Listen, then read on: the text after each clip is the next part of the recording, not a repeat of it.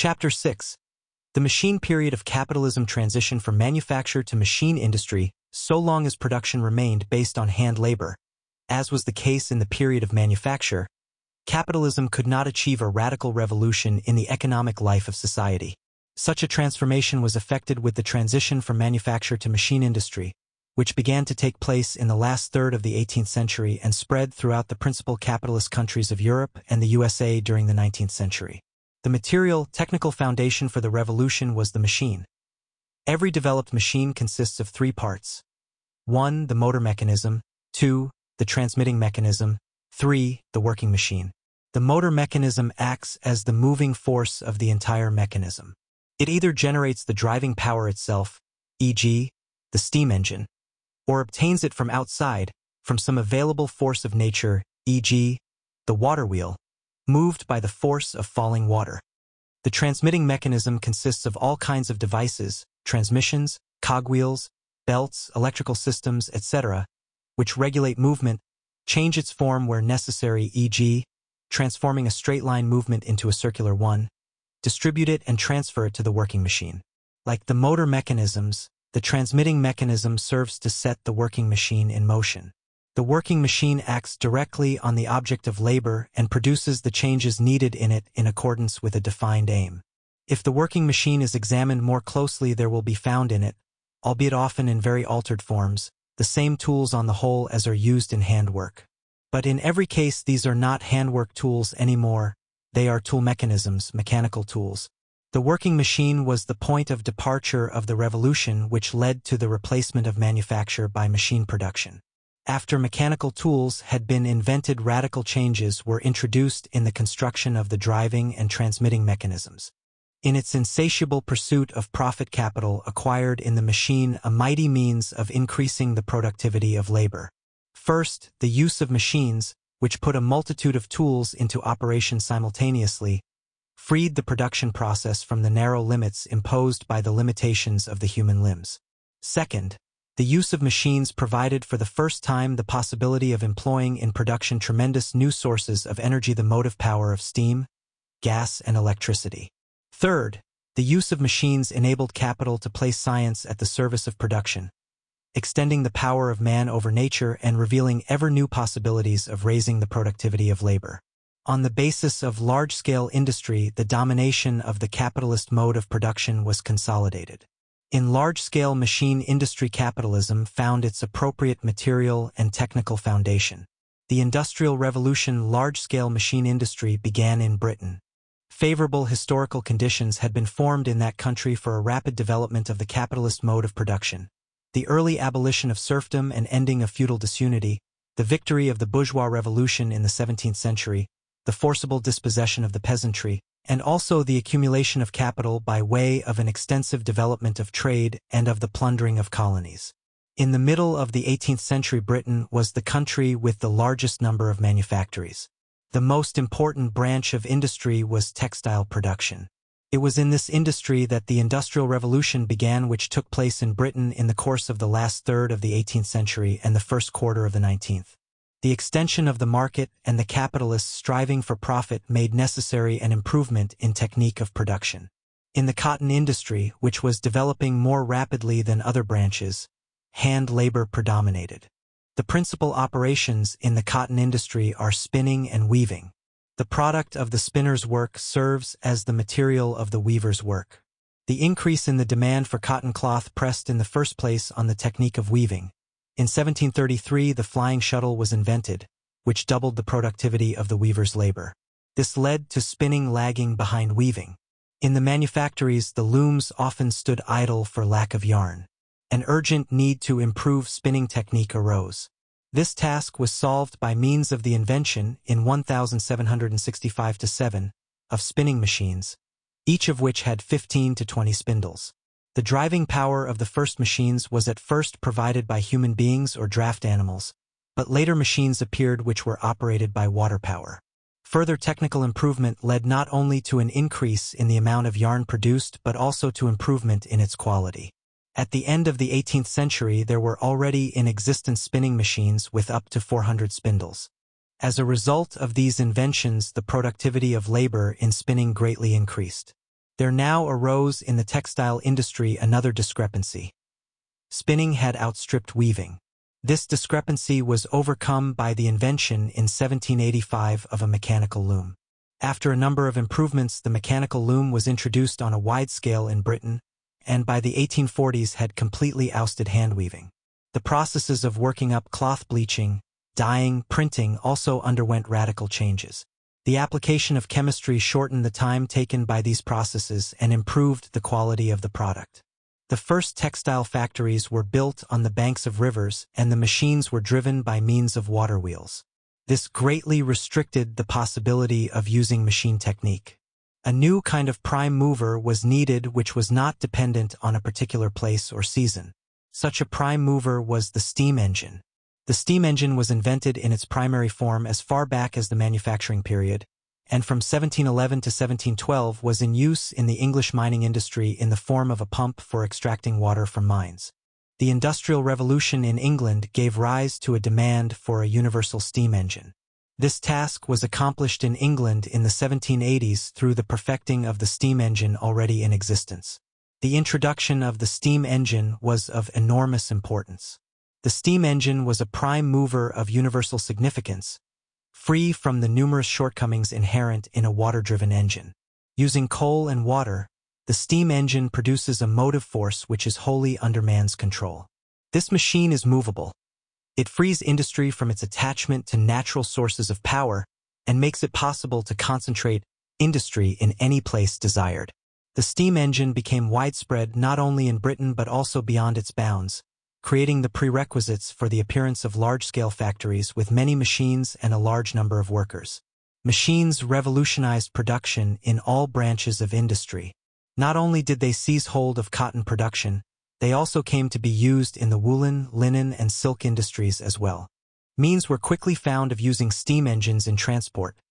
In 1807, the first steamboat was built in the USA, and in 1825 in Britain the first railway was built. At first, machines were produced in manufactories by means of hand labor. They were expensive and were insufficiently powerful and precise. The manufactories could not produce such a quantity of machines as was required by rapidly growing industry. This task was solved by going over to production of machines by machines. There arose a new, rapidly developing branch of industry engineering.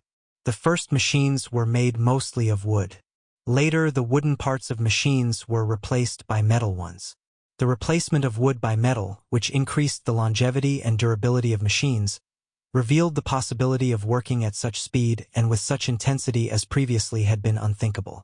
At the beginning of the 19th century there were invented mechanical hammers, presses, and metalworking lathes. First Turner's lathes, then milling and boring machines.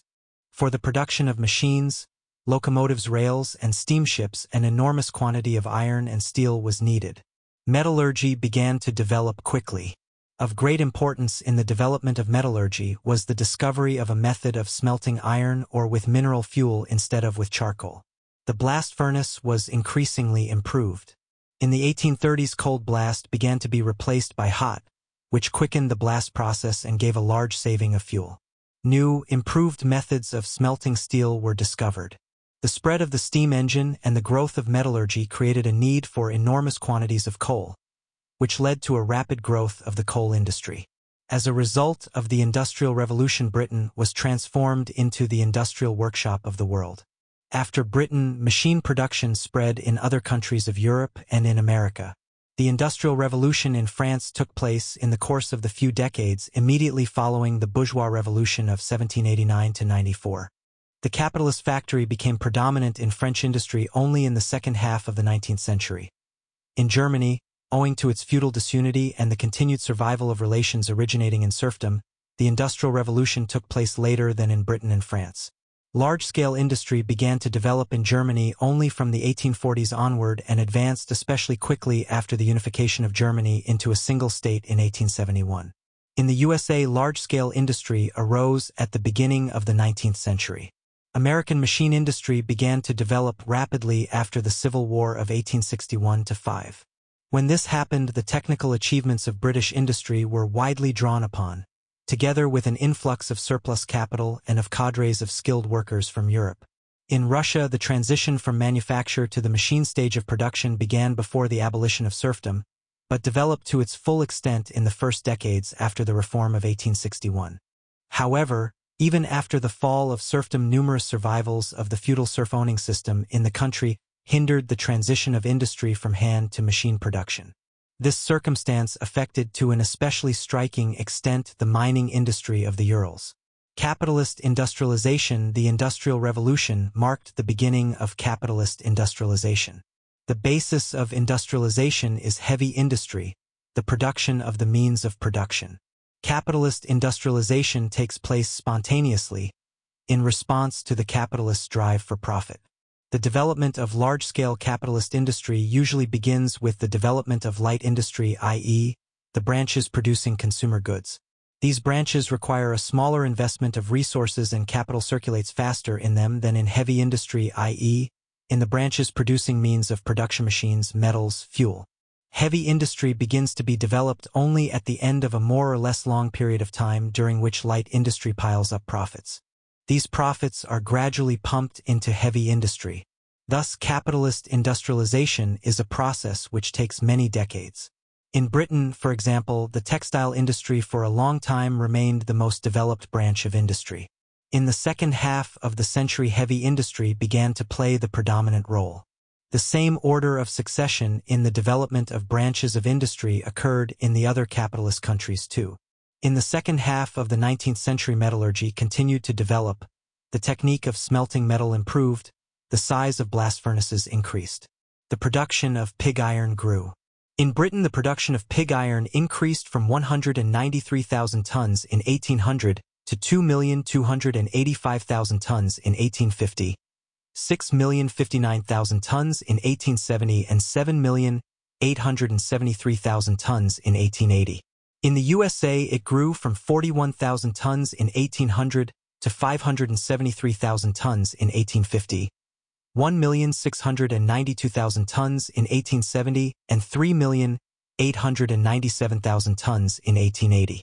Down to the last third of the 19th century, the steam engine remained the only kind of engine used in large-scale industry and transport.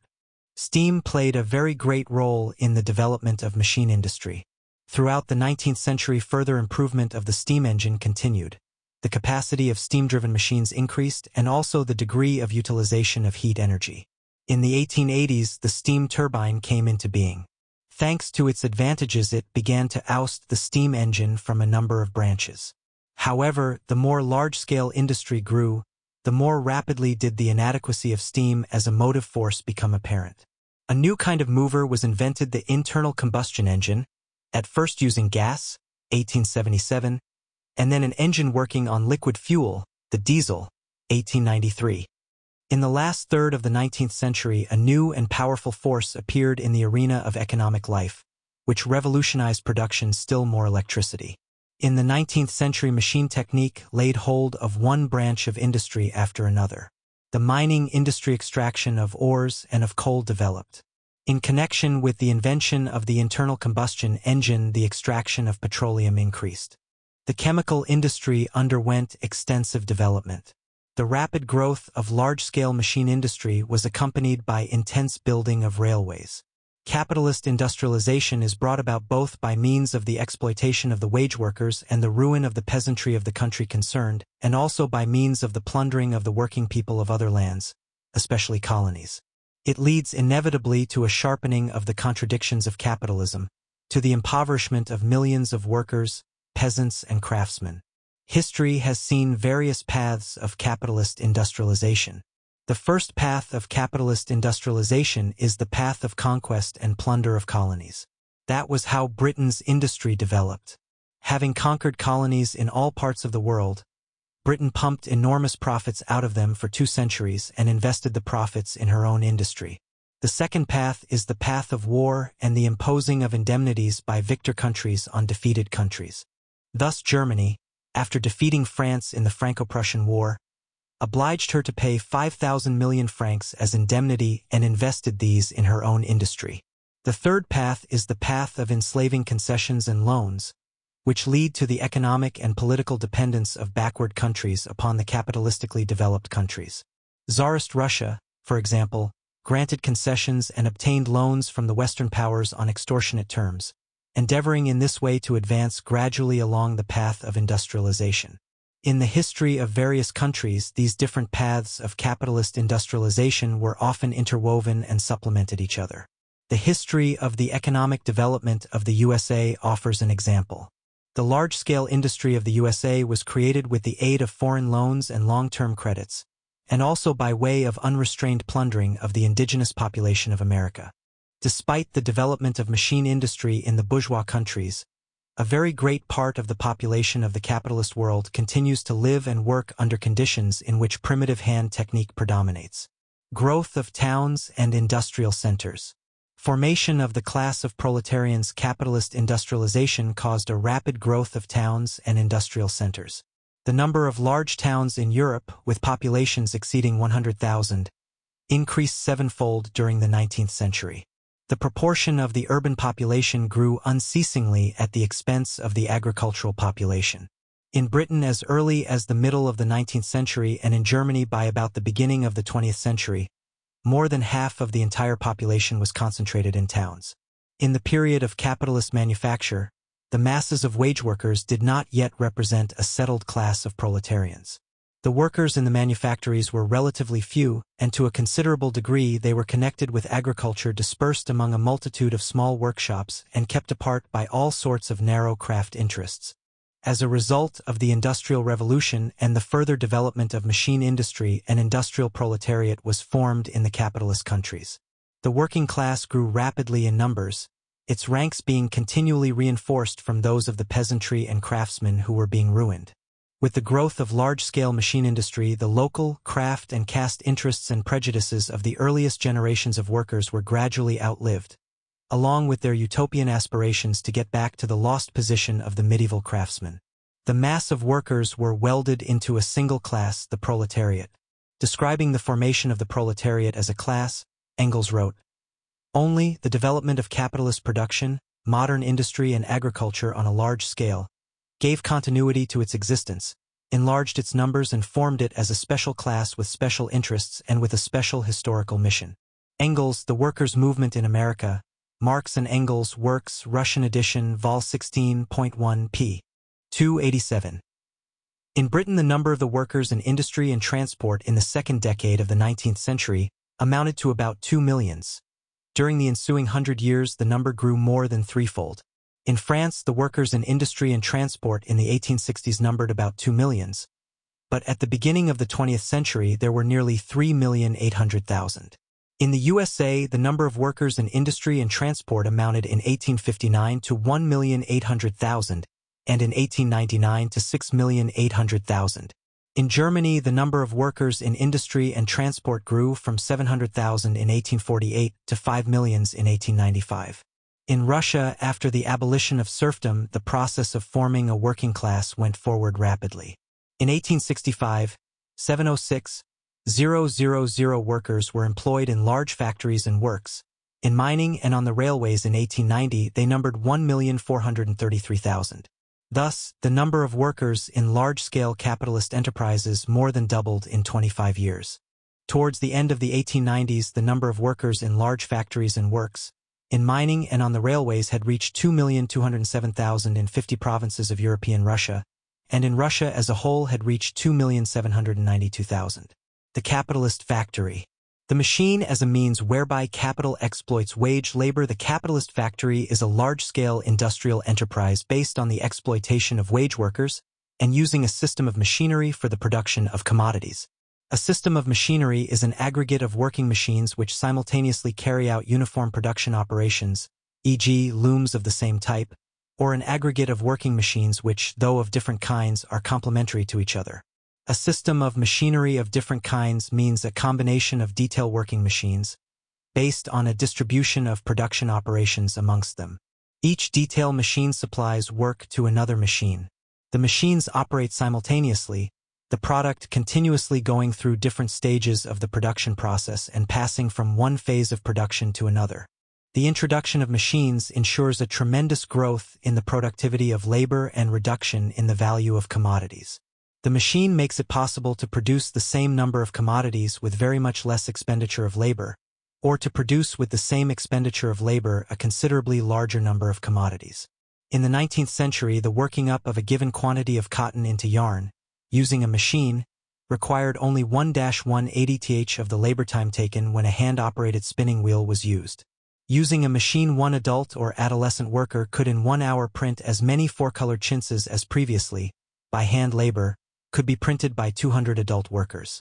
In the 18th century, under the manufacturing division of labor, a worker made 4,800 needles a day. In the 19th century, one worker, operating 4 machines at once, produced up to 600,000 needles a day. Under the capitalist mode of production, all the advantages of introducing machines are appropriated by the owners of these machines, the capitalists whose profits grow.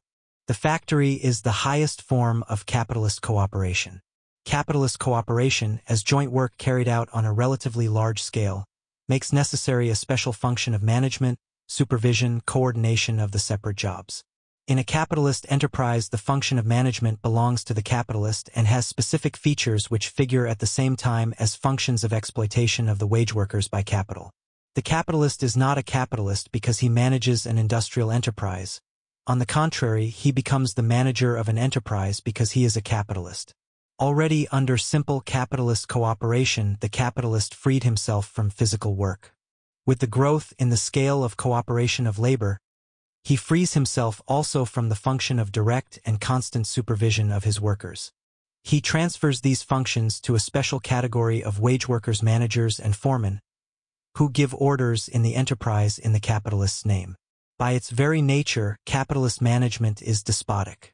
With the transition to the factory, the creation by capital of a special capitalist labor discipline is complete. Capitalist labor discipline is the discipline of hunger. Under it, the worker lives constantly under the threat of dismissal from the factory, in fear of finding himself in the ranks of the unemployed. Baroque discipline is characteristic of the capitalist factory. Workers are punished by means of money fines and deductions from their wages. 1 In itself, the machine is a mighty means of lightening labor and enhancing its productivity. Under capitalism, however, the machine serves as a means of intensifying the exploitation of wage labor. From its very first introduction, the machine became a competitor with the worker. The capitalist rise of machines first and foremost deprives of their livelihood tens and hundreds of thousands of hand workers, who became redundant. For example, when steam-operated looms were installed on a large scale, 800,000 English and Scotch weavers were thrown on to the street. Millions of weavers were condemned to hunger and death in India because Indian hand-produced cloth could not stand up to the competition of British machine-made cloth. In consequence of the increasing use of machines and their increasing improvement, more and more wage workers are ousted by machines and thrown out of the capitalist factories onto the streets, filling the ranks of the growing army of unemployed.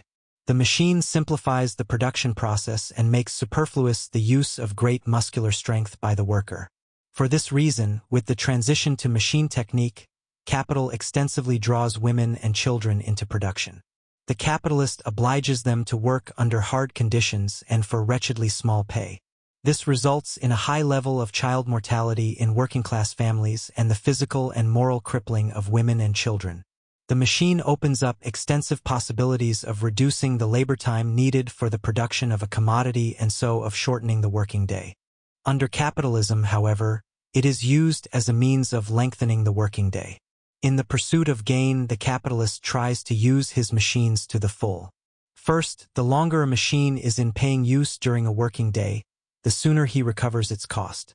Second, the longer the working day and the more fully the machine is used, the less danger there is that the machine will become technically obsolete and that other capitalists will succeed in adopting better or cheaper machines and so place themselves in more advantageous conditions of production. The capitalist strives therefore to lengthen the working day to its maximum. In the capitalist's hands, the machine is used to pump more labor out of the worker during a given period of time. The excessive intensity of labor, overcrowding in the factory premises, the inadequacy of air and light, the absence of measures necessary for ensuring safety at work lead to mass incidents of occupational diseases among workers, the undermining of their health and the shortening of their lives. Machine technique opens up a wide field for the utilization of science in the production process and for making labor more intelligent and creative. Capitalist use of machines, however, leads to the worker becoming transformed into an appendage to the machine. To the worker's lot falls only monotonous and exhausting physical work. Mental work becomes the privilege of certain special workers. Engineers, technicians, scientists. Science serves capital. The antagonism between physical and mental labor continually deepens. The machine signifies in itself a strengthening of man's power over the forces of nature. By raising the productivity of labor, the machine increases society's wealth. But this wealth is taken by the capitalists, and the position of the working class, the principal productive force of society, continually worsens. Marx showed in Capital that it is not machines themselves that are the enemies of the working class but the capitalist social order under which they are used. He wrote that, machinery, considered alone, shortens the hours of labor, but, when in the service of capital, lengthens them. In itself it lightens labor, but when employed by capital, heightens the intensity of labor. In itself it is a victory of man over the forces of nature, but in the hands of capital makes man the slave of these forces. In itself it increases the wealth of the producers, but in the hands of capital makes them paupers. Marx, Capital, Kerr edition, Vol I, page 482. From the very first rise of capitalist relations there began the class struggle between the wage workers and the capitalists. It went on during the whole of the period of manufacture, and with the transition to machine production assumed large dimensions and unprecedented sharpness. The way in which the as yet immature labor movement expressed its protest against the baneful effects of the capitalist use of machine technique was to try to destroy the machines. The first cloth-shearing machine, invented in 1758, was set on fire by workers whom the introduction of this machine had put out of work. At the beginning of the 19th century, an extensive machine-wrecking movement developed in the industrial areas of Britain, directed first and foremost against the steam-driven looms. The working class needed a certain amount of time and experience to understand that the oppression and poverty under which it suffered were due not to the machines themselves but to the use made of them by the capitalists. The capitalists made extensive use of the machine as a potent weapon for putting down the periodical workers' outbreaks, strikes, etc., directed against the dictatorship of capital. After 1830, a substantial number of inventions were evoked in Britain directly by the requirements of the class struggle of the capitalists against the workers, the endeavor being made by the capitalists, through reducing the number of workers employed and using labor which was less skilled, to break the resistance of the workers to their oppression by capital. Thus, the capitalist use of machines causes a worsening in the position of the workers and a sharpening in the class contradictions between capital and labor. Large-scale industry and agriculture. The development of large-scale industry led to machines beginning to be introduced in agriculture as well. One of the weightiest advantages of large-scale agricultural production is that it makes possible the use of machines. Machines increase the productivity of labor in agriculture to an enormous extent. They are, however, beyond the resources of the petty peasant economy, for the purchase of machines demands a substantial outlay. In addition, the machine can be used effectively over large cultivated areas, for introducing industrial crops, etc. In large-scale economy based on machine technique, the expenditure of labor per unit of production is markedly less than in petty peasant economy based on backward technique and hand labor. Consequently, petty peasant economy cannot stand up to the competition of large-scale capitalist economy. The widespread use of agricultural machinery under conditions of capitalism hastens the process of differentiation among the peasantry. The systematic employment of machinery in agriculture squeezes out the patriarchal middle peasant as inexorably as the steam-driven loom squeezes out the hand-loom weaver. Lenin, Development of Capitalism in Russia, Selected Works, 12 Vol edition, Vol 1, page 274. Capitalism, in elevating the technique of agriculture and advancing it, ruins the mass of petty producers.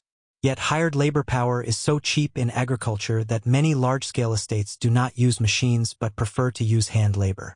This hinders the development of machine technique in agricultural production.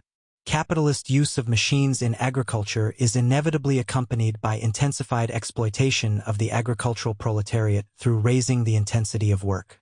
For instance, a kind of reaping machine which was widely used in its time was called the brow warmer, because working with it demanded great physical exertion. In the machine period of capitalism, the separation of industry from agriculture is completed and the antithesis between town and country deepened and made more acute. Under capitalism, agriculture increasingly lags behind industry in its development.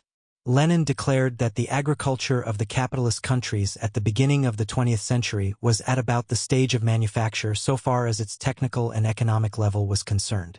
Under capitalism, the introduction of machine technique in agriculture proceeds much more slowly than in industry. While the steam engine made possible fundamental technical transformations in industry, in agriculture it was used only in the form of the steam-driven threshing machine. In the comprehensive mechanical thresher were later combined the threshing, cleaning and sorting of the grain. Only in the last quarter of the 19th century were horse-drawn machines for grain harvesting harvester binders brought into wide use. The caterpillar tractor was invented as far back as the 1880s and the wheeled tractor at the beginning of the 20th, but the more or less extensive employment of the tractor on large capitalist farms began only in the 1920s, mainly in the USA. Down to the present day, the basic motive power in the agriculture of the majority of capitalist countries is provided by draft animals, and the implements with which the soil is worked are the horse-drawn plow, harrow, and cultivator. Capitalist socialization of labor and production. Limits to the use of machines under capitalism on the basis of machine technique. Great progress was achieved under capitalism in the development of the productive forces of society as compared with the feudal mode of production. The machine was a revolutionary force which transformed society.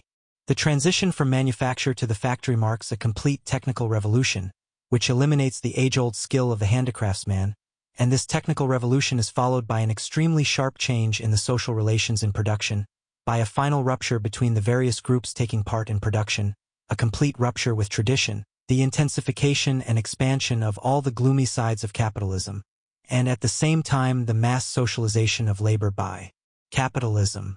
Thus, large-scale machine industry is the last word of capitalism, the last word of its negative and positive aspects. Lenin, Development of Capitalism in Russia, Selected Works, 12 vol.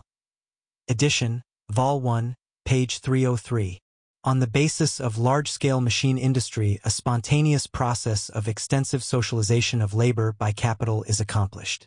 First, as a result of the use of machines, industrial production is more and more concentrated in large-scale enterprises. The machine itself requires the joint labor of many workers. Second, a further development takes place under capitalism in the social division of labor. The number of branches of industry and agriculture is increased. At the same time, the separate branches and enterprises become even more dependent one upon another. With this extensive specialization of branches, a factory owner producing, for example, cloth, becomes directly dependent on a factory owner producing yarn, the latter upon a capitalist who produces cotton and owner of an engineering works, of collieries, etc. Third, the disunity of petty economic units characteristic of natural economy disappears, and the petty local markets become fused in a vast national and world market. Fourth, capitalism with its machine technique does away with the various forms of personal dependence affecting the worker. The basis of production becomes free hired labor. Greater mobility of the population is brought about, which guarantees an unfailing supply of labor power to the growing branches of industry. Fifth, with the spread of machine production, a great number of industrial centers and large towns arise. Society is more and more split into two basic antagonistic classes, the class of capitalists and the class of wage workers. The socialization of labor and production, for which machine techniques served as the foundation, was a notable step forward in the progressive development of society. But the selfish interests of the capitalists, avid for profits, set a definite limit to the development of the productive forces. From the social standpoint, it is advantageous to use a machine if the labor which it costs to produce the machine is less than the labor which will be saved by using it, and also if the machine lightens labor. But for the capitalist, neither economizing social labor nor lightening the worker's labor means anything. All he cares about is economizing on wages. The limit to the use of machines is therefore for the capitalist a narrower one. It is set by the difference between the price of the machine and the wages of the workers displaced by it. The lower the wages of the workers, the weaker the incentive to the capitalist to introduce machinery.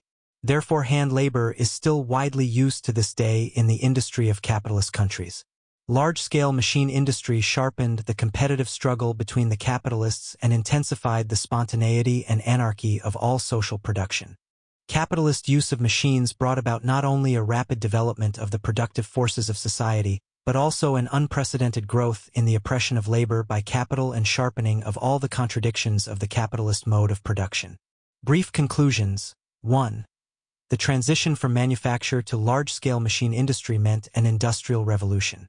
Of very great importance for the transition to machine industry were the invention of the steam engine, improvement in the method of smelting metal, and the making of machines to produce machines. The machine conquered one province of the production of commodities after another. 2. With the growth of capitalism there took place the process of capitalist industrialization of the most important countries of Europe and America. Capitalist industrialization begins, as a rule, with the development of light industry.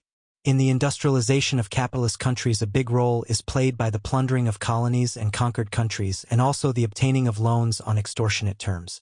Capitalist industrialization is based on the exploitation of wage labor and intensifies the ruining of the broad masses of peasants and craftsmen. It leads to a further growth in the social division of labor, completes the separation of industry from agriculture, and makes more acute the antithesis between town and country. 3. The capitalist factory is a large-scale enterprise, based upon exploitation of wage workers and employment of a system of machines for producing commodities. Management in the capitalist factory is despotic in character. In capitalist society, the use of machines is accompanied by increasingly burdensome labor of the wage worker, his intensified exploitation, and the drawing into production of women and children, who are paid extremely low wages. Capitalist machine production completes the process of separating mental labor from physical and sharpens the antithesis between them.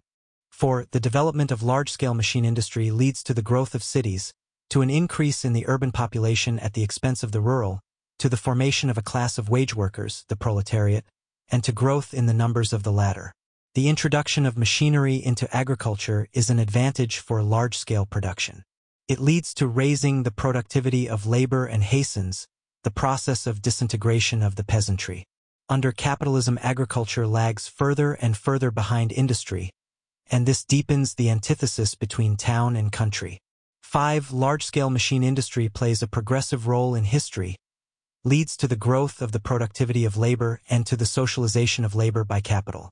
The limits to the use of machinery by the capitalists are set by the fact that capitalists introduce machinery only where its price is less than the wages of the workers displaced by it.